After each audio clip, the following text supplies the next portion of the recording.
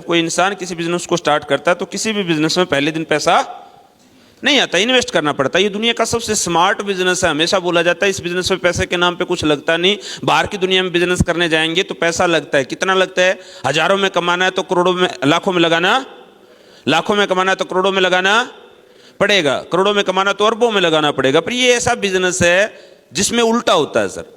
यहां हजारों में लगा के लाखों में कमा सकते हो, लाखों में लगा के करोड़ों में कमा सकते हो, पर लगाना तो यहां पे अगर आपको कोई इंसान कहता है सर ये बिजनेस बगैर इन्वेस्टमेंट के हो जाता है, हाँ हो जाता है। यहां आपको कोई दुकान नहीं खोलनी, कोई शोरूम नहीं खोलना, कोई फैक्ट्री नहीं लगानी, कोई बड़ा बिजनेस के लिए कोई बड़ा इन्वेस्टमेंट नहीं करना, कोई सेल्स के लिए टीम नहीं रखनी। लेकिन इन्वेस्टमेंट यहां भी होता है। किसके ऊपर होता है? खुद के ऊपर। जो यहां इन्वेस्टमेंट है वो लोगों को खर्चा दिखता है, लेकिन बाहर के बिजनेस में लोगों को इन्वेस्टमेंट दिखता है, और ये हर काम में होता है सर। तो ये बिजनेस क्या है सर? यहाँ पैसा लगता नहीं, रिस्क है नहीं, टाइम एक्स्ट्रा देते रहो। अपने टाइम के आप खुद मालिक हो, अपने अनुसार इस बिजनेस को कर सकते हो। लेकिन जो बिजनेस की टर्म एंड कंडीशन उनको तो मानना।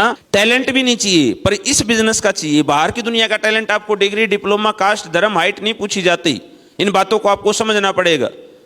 और मार्केट में कंपटीशन भी नहीं है। यहां पे आपका अपलाइन साथ देता है। बाहर की दुनिया की तरह आपको दूसरे कॉम्पिटिटर नहीं है। यहां पे जो सफल लोग हैं असफल इंसान को सफल करने के लिए साथ देते हैं, लेकिन फिर भी लोग बर्बाद हो जाते हैं। उसके पीछे कारण क्या है? तो डायरेक्ट सेलिंग को बड़े ध्यान से समझना सर। जब कोई इंसान नेटवर्क मार्केटिंग स्टार्ट करता है, पार्ट टाइम करे, फुल टाइम करे, स्पेयर टाइम में करे, तो सोच समझ के करे।